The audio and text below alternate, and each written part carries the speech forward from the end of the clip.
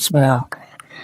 Assalamualaikum warahmatullahi wabarakatuh.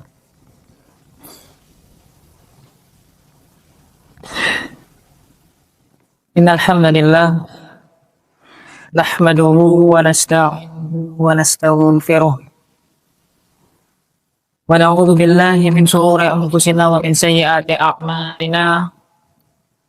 May yahdihillahu fala mudilla lahu wa may yudlilhu fala hadiya lahu. Asyhadu an la ilaha illallah wahdahu la syarika lahu wa asyhadu anna Muhammadan 'abduhu wa rasuluh.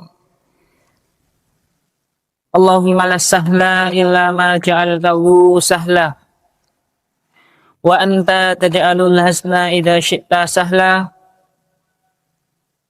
Allahumma inna nas'aluka ilman nafi'an wa rizqan thayyiban wa amalan taqabbalan. Allahumma inna na'udzubika min ilmin la yanfa' wa min qalbin la yakhsha wa min nafsin la tashba wa min da'watin la yustajabu lana. Rabbi shrah li sadri wa yassir li amri wahlul 'uqdatam min lisani yafqahu qawli, amma ba'du.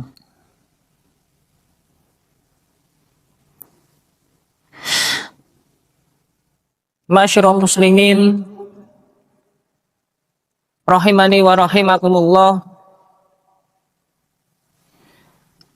Alhamdulillah, mari kita ucapkan rasa bersyukur kita kepada Allah Subhanahu wa taala, karena Allah Subhanahu wa taala masih memberikan kita kesempatan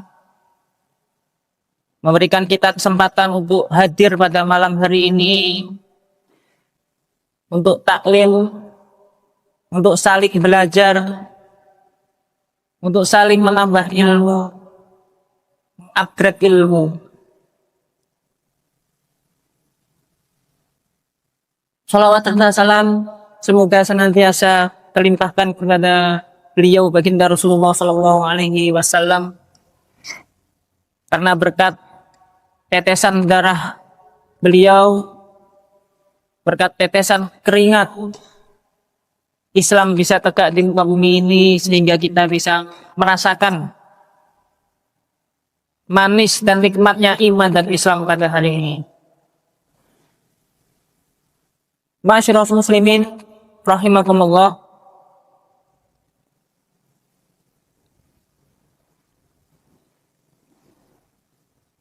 Tadi malam saya ditelepon oleh beliau, Pak Karim. Kalau disuruh menggantikan. Jadi pulau temeriki boten tiang sing paling alim boten. Nggih, kita sami-sami belajar. Apa yang saya dapatkan, ilmu yang saya punya, maka harus disampaikan.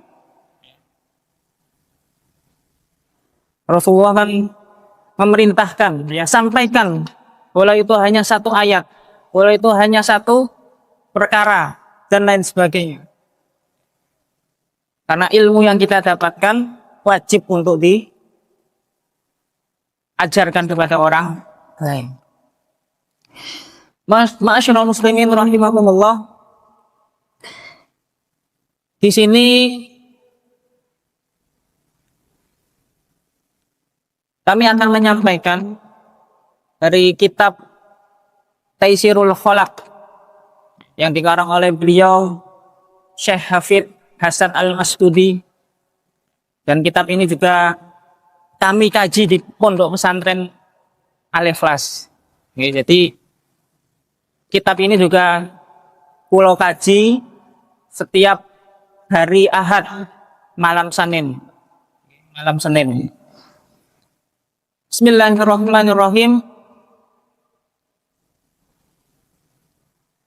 Qala al-musannifu rahimahullahu ta'ala, di dalam bab pertama, yaitu tentang at-taqwa. Beliau mengatakan at-taqwa ya imtisalu awamirillahi azza wa jalla wajtinabu nawahi sirran wa alaniyatan. Jadi yang dimaksud dengan takwa itu adalah mengerjakan segala perintah yang Allah perintahkan kepada hambanya, serta menjauhi segala larangannya, baik secara sembunyi-sembunyi atau secara terang. Menjauhi segala kemaksiatan, menjauhi segala larangan, baik dalam keadaan ramai maupun dalam keadaan sendiri.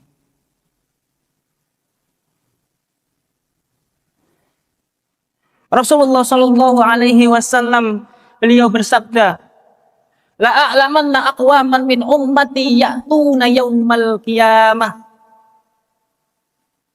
Bahwasanya akan datang pada hari kiamat nanti mereka dari golongan umatku, kata Rasulullah Shallallahu Alaihi Wasallam, bi hasanatin amsalin jibalin tihamatan bidun. Mereka membawa pahala kebaikan yang mana pahala kebaikan itu sebesar gunung Tihamah yang berwarna putih. Fayaj'aluhallahu haba'an mansura. Akan tetapi Allah Subhanahu wa taala menjadikan seluruh amalan kebaikan itu seperti debu yang berterbangan.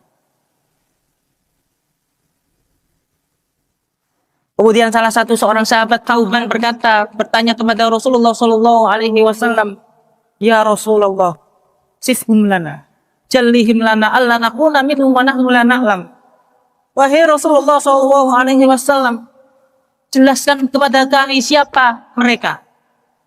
Jelaskan kepada kami bagaimana ciri-ciri mereka, bagaimana sifat-sifat mereka, agar kami tidak menjadi seperti mereka, sedangkan kami sudah mengetahui akibatnya. Kemudian Rasulullah Shallallahu Alaihi Wasallam melanjutkan, amma innahum ikhwanukum, bahwasanya mereka adalah dari saudara-saudara kalian, wa min jildatikum, dan dari bangsa-bangsa kalian, dari golongan-golongan kalian. Wa ya'khuduna minal lail kama ta'khudun, mereka juga mengerjakan sholat malam sebagaimana kalian mengerjakan sholat malam. Mereka adalah saudara-saudara kalian, mereka dari bangsa-bangsa kalian, mereka mengerjakan sholat malam sebagaimana kalian mengerjakan sholat malam. Kemudian Rasulullah melanjutkan, walakinnahum aqwamun idza khalau bimaharimillahi intahaku. Akan tetapi mereka adalah golongan-golongan yang ketika dalam keadaan sendiri mereka melakukan kemaksiatan kepada Allah Subhanahu wa ta'ala. Mereka melakukan keharaman yang Allah haramkan kepada. Nah, ini hati-hati. Ketika dalam keadaan sendiri, ketika dalam keadaan di tempat yang sunyi, tidak ada orang sekalipun, dia melakukan kemaksiatan. Dia melakukan apa yang diharamkan oleh Allah Subhanahu. Ini penyebab yang menjadikan pahala kebaikan kita dihapus oleh Allah Subhanahu wa ta'ala.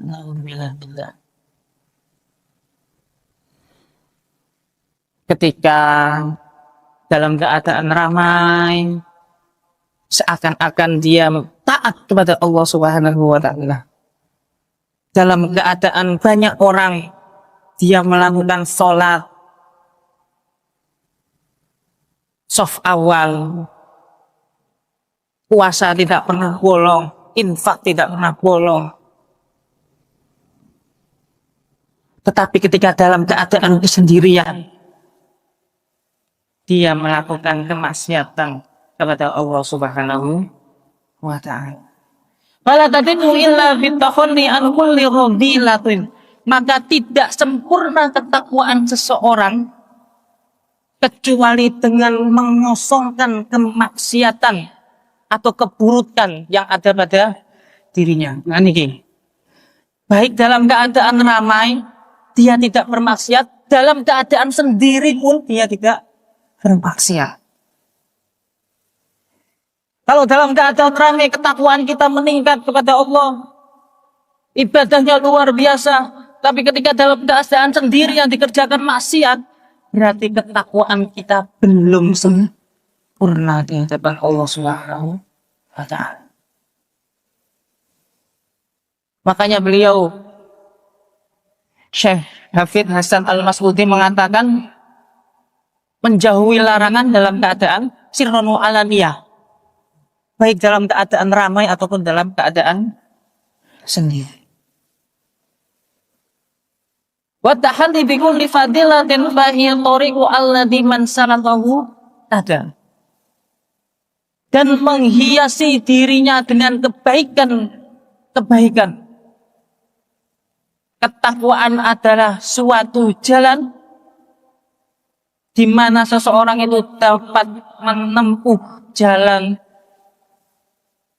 yang Allah berikan kepadanya. Itu jalan petunjuk, ya, jalan yang lurus. Setiap kali sholat kita meminta kepada Allah Subhanahu wa Ta'ala, ihdinas siratal mustaqim. Ya Allah, tunjukkan kami ke jalan yang lurus. Makanya ketika seseorang itu kok hobi maksiat, mari kita cek pada dirinya, ada yang salah dengan sholat kita. Karena sholat itu menjauhkan kita dari perbuatan fahsya wal munkar. Sholat itu menjauhkan dari perbuatan keji wal munkar.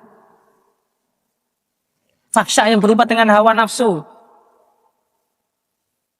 Nah, kalau kita sholat 5 waktu, tapi kita masih kalah dengan hawa nafsu kita, di sini ada yang salah dalam sholat kita.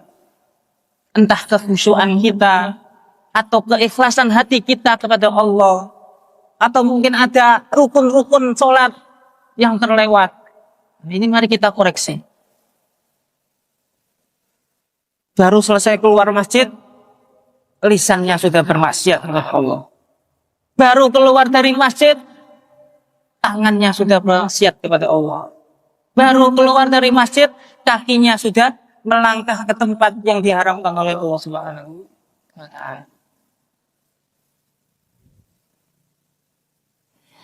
Wa asbabuha katsiratun minha. Sebab-sebab takwa. Jadi ada sebab-sebabnya. Kenapa kita disebabkan, ya, diharuskan untuk bertakwa kepada Allah Subhanahu wa Ta'ala. Yang pertama yaitu Allah ayyula fidul insanu annahu abdul dalilun. Di antara yang pertama bahwasanya kita ini menyadari bahwasanya kita adalah seorang hamba yang hina, hamba yang selalu bermaksiat kepada Allah Subhanahu wa Ta'ala. Wa inna rabbahu qawiyyun azizun. Sedangkan Allah Subhanahu wa Ta'ala, beliau adalah zat yang maha perkasa dan maha mulia.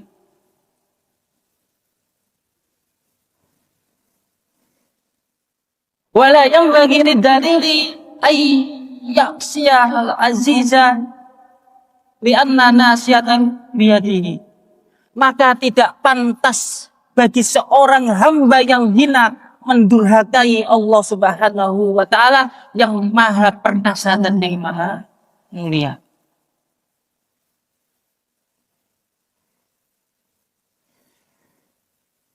Seorang anak tidak boleh durhaka kepada orang tua. Seorang santri tidak boleh durhaka kepada ustadznya, kepada guru. Seorang siswa tidak boleh durhaka kepada guru. Maka seorang hamba, apalagi seorang hamba yang hina, tidak pantas bagi kita untuk mendurhakai Allah Subhanahu wa Ta'ala. Karena apa? Karena semua yang ada pada diri kita itu dikendalikan oleh Allah Subhanahu wa Ta'ala.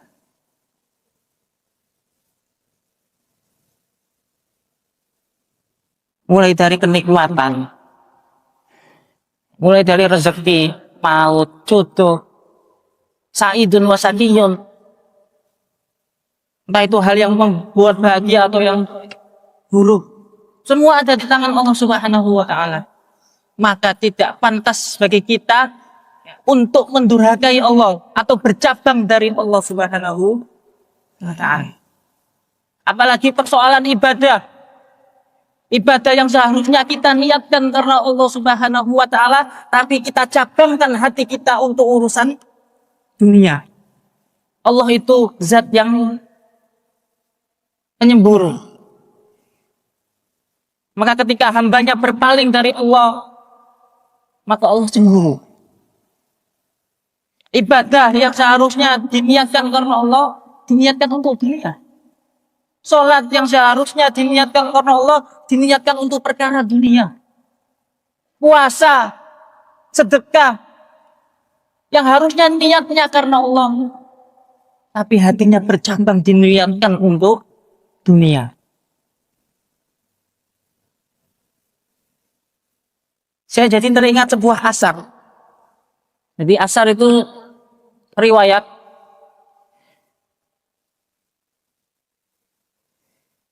Jadi Abdullah bin Mubarak, beliau ini seorang tabi'in, min kibarit tabi'in. Jadi Abdullah bin Mubarak, beliau adalah seorang tabi'in, tapi yang tingkatannya paling tinggi. Jadi tabi'in itu dibagi menjadi tiga tingkatan. Dan Abdullah bin Mubarak ini, beliau menduduki tingkatan yang paling atas, yang paling tinggi. Jadi Abdullah bin Mubarak, itu aktivitas hobinya Pak, Bu, itu mendatangi para sahabat satu persatu. Karena Abdullah bin Mubarak tidak dapat berjumpa langsung dengan Rasulullah SAW. Maka suatu hari Abdullah bin Mubarak ditanya oleh para sahabat, "Wahai Abdullah bin Mubarak, bagaimanakah keadaan para sahabat ketika membaca Al-Quran?" Kemudian Abdullah bin Mubarak menjawab, "Saya ini melazimi para sahabat satu persatu. Mulai dari makannya, mulai dari taklimnya, mulai dari sholatnya, sampai bagaimana keadaan para sahabat ketika membaca Al-Quran." Kemudian ditanya, "Wahai Abdullah bin Mubarak, apakah surat yang membuat para sahabat itu menangis ketika mereka membacanya?" Kemudian Abdullah bin Mubarak mengatakan bahwasanya para sahabat itu akan menangis ketika mereka melewati surat Hud.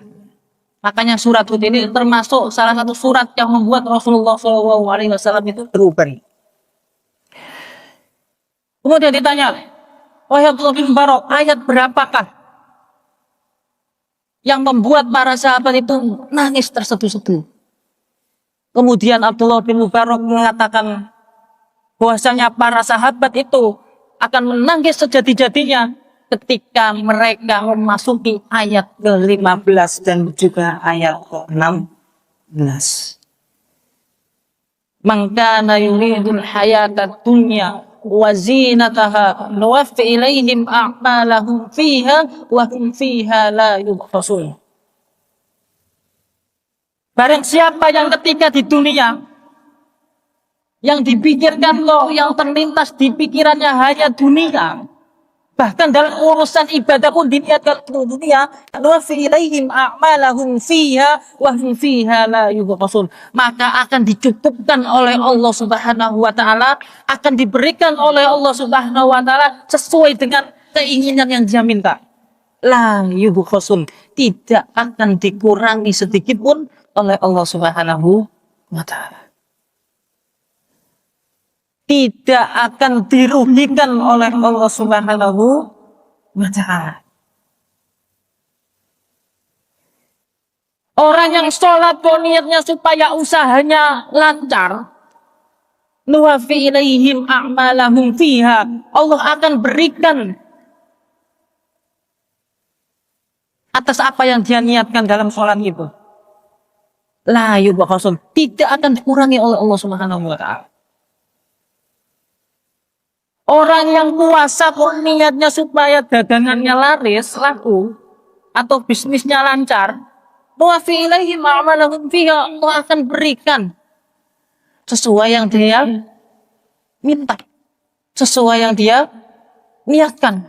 La yubkhasun, tidak akan dikurangi oleh Allah.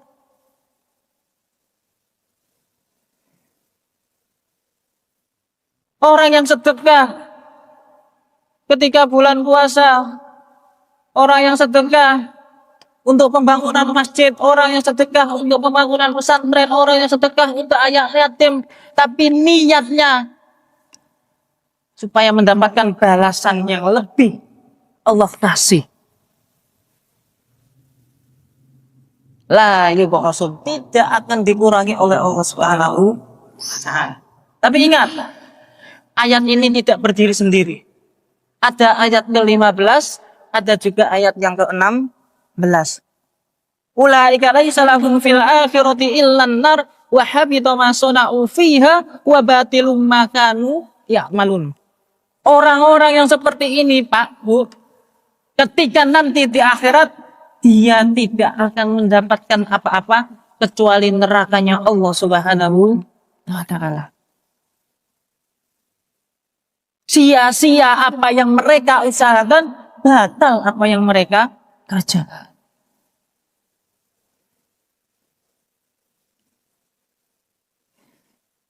Jadi urusan ibadah kita itu tidak ada kaitannya dengan urusan dunia. Ini yang membuat Allah cemburu. Jadi mohon maaf, Allah Subhanahu wa taala itu tidak membagi dunia itu berdasarkan ibadah. Tetapi Allah Subhanahu wa taala membagikan dunia itu berdasarkan takdir yang Allah tetapkan 50.000 tahun sebelum Allah menciptakan langit dan bumi. Seandainya Allah Subhanahu wa taala membagi dunia berdasarkan ibadah, maka satu, seharusnya para sahabat tidak ada yang miskin. Dan seharusnya para sahabat tidak ada yang fakir. Tapi nyatanya sahabatil fuqara, nyatanya para sahabat itu kebanyakan dari orang-orang fakir, dari orang-orang miskin. Kenapa para sahabat miskin daripada kita, sedangkan para sahabat itu ibadahnya luar biasa daripada kita? Di situ kita mendapatkan bukti bahwasanya Allah Subhanahu wa taala tidak membagikan dunia berdasarkan ibadah. Yang kedua, seandainya Allah Subhanahu wa taala membagi dunia berdasarkan ibadah, harusnya orang-orang yang sekarang lalai dari Allah Subhanahu wa taala, harusnya orang-orang sekarang yang sibuk dengan urusan dunia sehingga meninggalkan kewajibannya kepada Allah Subhanahu wa taala, harusnya mereka lebih miskin daripada kita. Kenapa mereka lebih kaya daripada kita? Sedangkan ibadahnya lebih luar biasa kita daripada mereka. Kita yang lebih rajin taklim daripada mereka. Kenapa kita lebih miskin daripada mereka? Di situ kita mendapatkan bukti bahwasanya Allah Subhanahu wa taala tidak membagi dunia berdasarkan ibadah.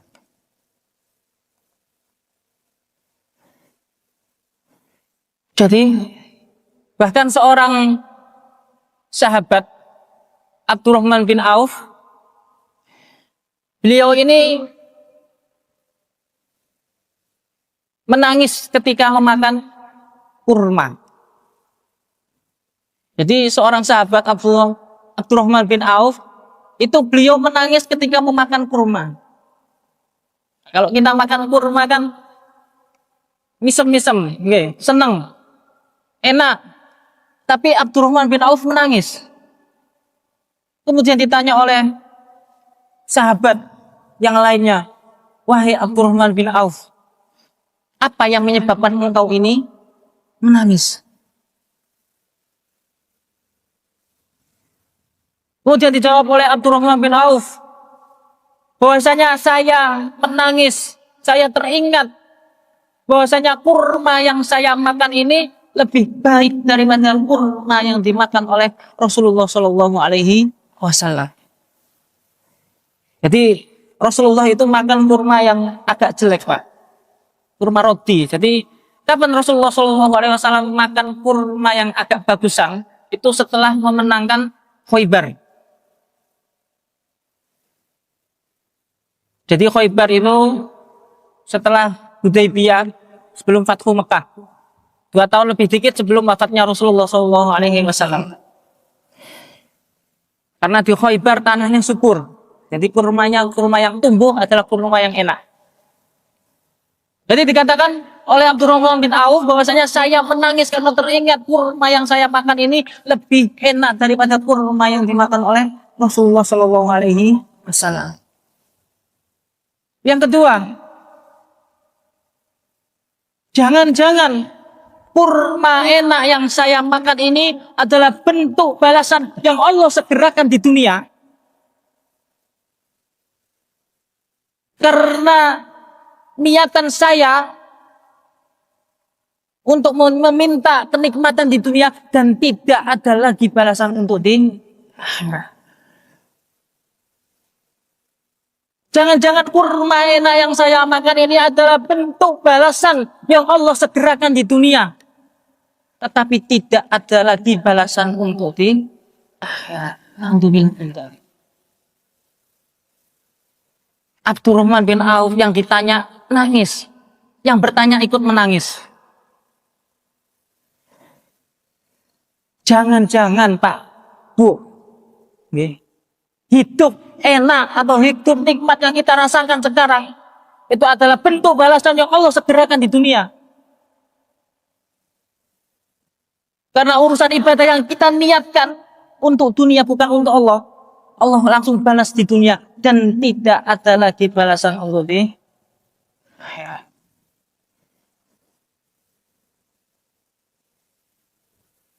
Makanya di dalam sebuah hadis dikatakan 3 orang yang pertama kali akan dihisab oleh Allah Subhanahu wa Ta'ala. 3 golongan ini yang akan pertama kali masuk ke dalam neraka Allah Subhanahu wa Ta'ala. Yang pertama, yaitu seorang yang mati syahid.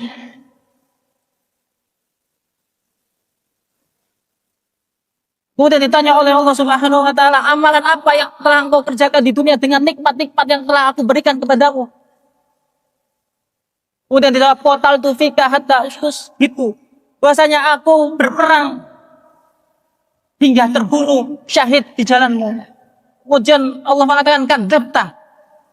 Jadi ada kadzib, ada kadzab. Jadi kadzib itu orang yang berbohong sekali. Tapi kalau kadzab itu orang yang sudah terbiasa berbohong. Kadzabta. Bahwasanya engkau ini berjihad supaya engkau dikatakan sebagai seorang pahlawan, sebagai orang yang pemberi.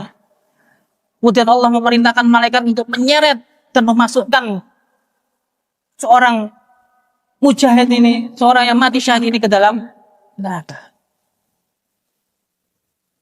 Yang kedua diantaranya orang yang alim, orang yang berilmu, seorang qori, orang yang membaca Al-Quran, seorang ustadz, seorang kiai, akan dihakimi oleh Allah Subhanahu wa Ta'ala nanti di yaumul qiyamah. Fama amilta fiha, apa yang telah aku perbuat dengan nikmat-nikmat yang telah aku berikan kepadamu.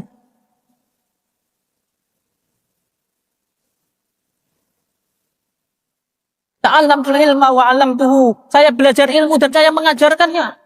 Wa qara'tu fikal Qur'an, saya membaca Al-Quran untukmu ya Allah. Allah menegaskan dan membantah, kadzabta, engkau ini berdusta. Kowe iki mbujuk.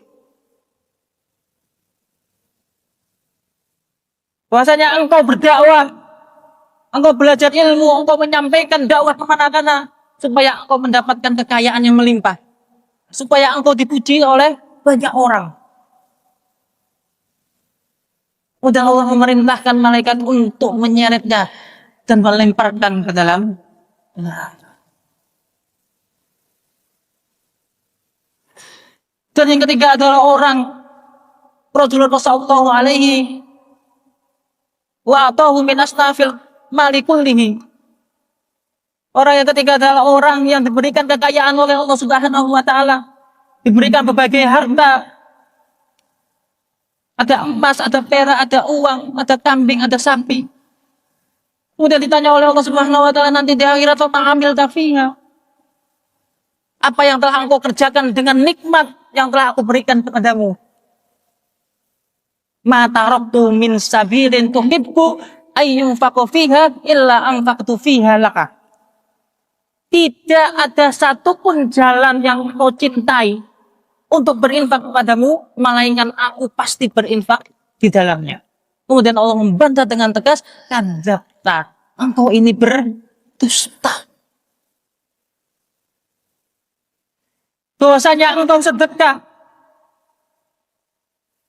bahwasanya engkau zakat, engkau berinfak, engkau bersedekah untuk anak yatim, engkau bersedekah untuk pondok pesantren, engkau bersedekah untuk pembangunan masjid, supaya engkau dikatakan sebagai seorang yang dermawan. Duh, delok niku lho. Bapak iku sedekah 10 juta ning masjid Agung. Akhirnya terkenal.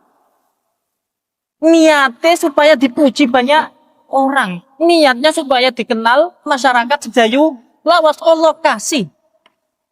Tapi mohon maaf, tidak ada balasan lagi untuk di akhirat.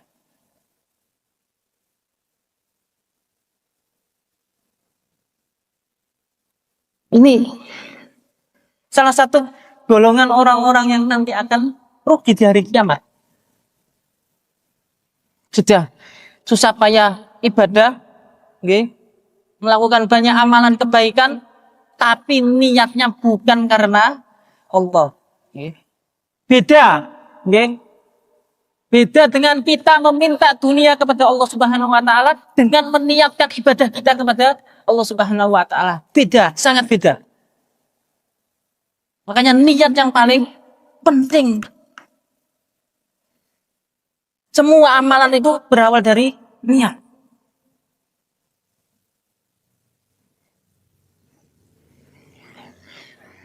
Jadi boleh kita meminta dunia, boleh. Sholat kita niatkan karena Allah Subhanahu wa taala, ikhlas karena Allah Subhanahu wa taala. Kemudian selesai sholat kita berdoa meminta. Nah itu boleh. Meminta dunia. Tapi ingat, ketika kita meminta dunia kepada Allah Subhanahu wa taala, jangan pernah melewatkan untuk meminta kebaikan akhirat kepada Allah Subhanahu wa taala. Makanya kita dianjurkan untuk berdoa, Rabbana atina fid dunya hasanah wa fil akhirati hasanah wa qina adzabannar. Kita dianjurkan untuk berdoa, Rabbana atina fid dunya hasanah, ya Allah berikanlah, datangkanlah kepadaku kebaikan di dunia. Dan berikanlah kepadaku kebaikan di akhirat. Wa qina adzabannar, dan jauhkan kami dari siksa api neraka. Ini poin pertama. Untuk bahasa sangat panjang, Wak. Baru poin pertama. Jadi, kenapa kita diharuskan untuk bertakwa kepada Allah Subhanahu wa taala? Agar kita ini menyadari bahwasanya kita ini hamba yang penuh dosa.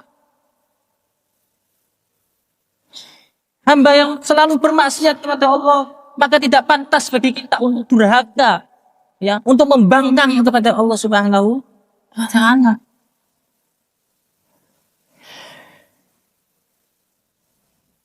Ketika kita berbuat maksiat kepada Allah, segera minta maaf kepada Allah Subhanahu wa taala.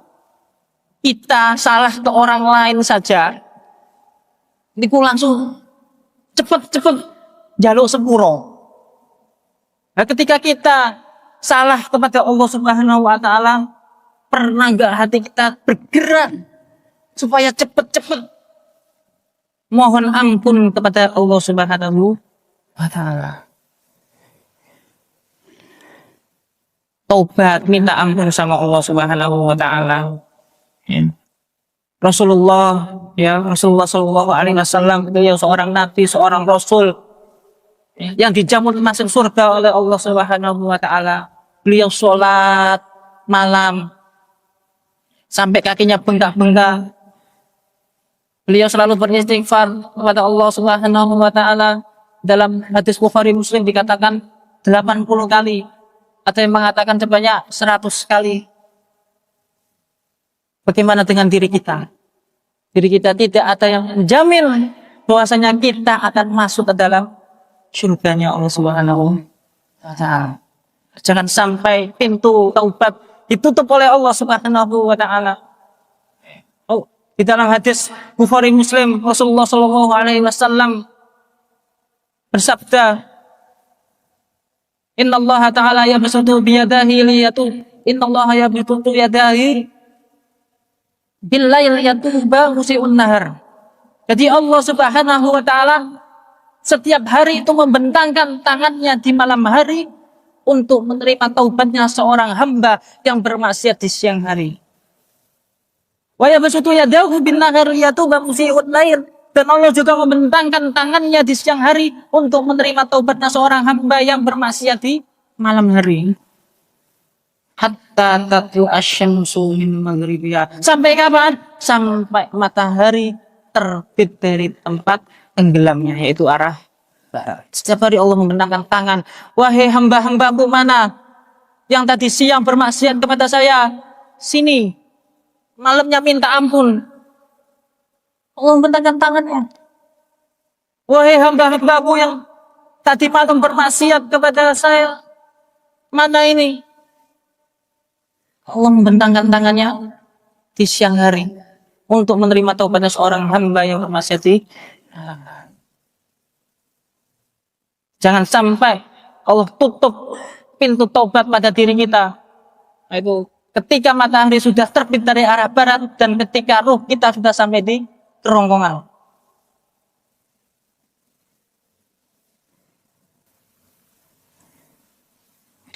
Di dalam hadis Bukhari Muslim, Rasulullah Shallallahu Alaihi Wasallam bersabda, Inna Allah Azza wa Jalla la yaqbalu taubatal abdi ma lam yughrir. Bahwasanya Allah Subhanahu wa taala tidak menerima taubatnya seorang hamba manakala ruhnya sudah sampai di kerongkongan. Nah, ini dua waktu yang mana Allah akan menutup pintu taubat seorang hamba. Mari, yang poin awal ini, kalau kita merasa durhaka kepada Allah, kalau kita merasa punya banyak salah kepada Allah, kalau kita merasa sering bermaksiat kepada Allah, maka segera minta maaf kepada Allah. Tidak pantas bagi seorang hamba yang hina, orang hamba yang tidak apa-apanya di hadapan Allah. Kita hanya seorang manusia yang kecil. Maka tidak pantas bagi kita untuk sombong kepada Allah Subhanahu wa taala. Yang kedua,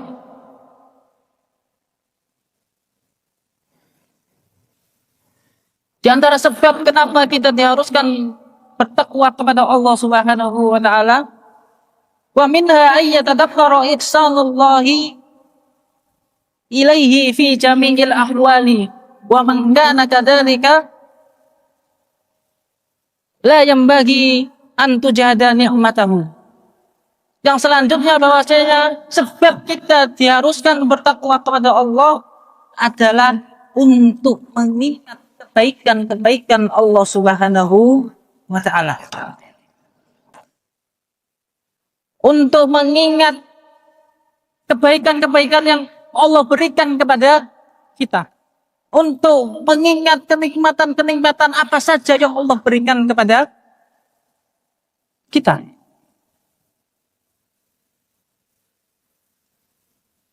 Maka ketika seorang hamba mengingat kebaikan Allah, saya yakin mereka akan malu untuk bermaksiat kepada Allah. Sama dengan halnya kita ketika kita diberikan oleh seseorang berupa harta atau berupa kenikmatan atau berupa hadiah dan yang lainnya, maka kita akan malu untuk berbuat jahat kepada orang tersebut. Sama dengan diri kita. Ketika kita mengingat kebaikan Allah, ketika kita mengingat kenikmatan Allah, maka pasti kita akan merasa malu ketika kita bermaksiat kepada Allah Subhanahu wa Ta'ala.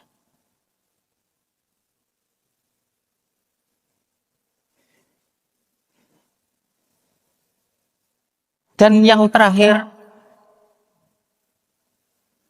pulau ringkas, ya, karena waktunya mepet. Dan yang terakhir adalah wabinha ayyadanakorul maut, ya, untuk mengingat bahwasanya kita akan mati. Ketika kita ingat bahwasanya kita akan mati, maka saya yakin Pak Bu, kita akan menolak atau tidak akan mau untuk bermaksiat kepada Allah Subhanahu wa Ta'ala, karena semua yang ada pada diri kita akan dihisap oleh Allah Subhanahu wa Ta'ala, mulai dengan tangan kita, kaki kita, mata kita, lisan kita, telinga kita, hati kita, semua akan dimintai pertanggungjawaban di hadapan Allah Subhanahu wa Ta'ala. Kita hanya menunggu giliran, okay? Kapan nama kita akan disiarkan di masjid. Kita hanya menunggu giliran kapan kita akan dimandikan oleh banyak orang. Kita hanya menunggu giliran kapan kita akan diantarkan rame-rame ke masjid. Kita hanya menunggu giliran kapan kita akan dimasukkan ke liang lahat.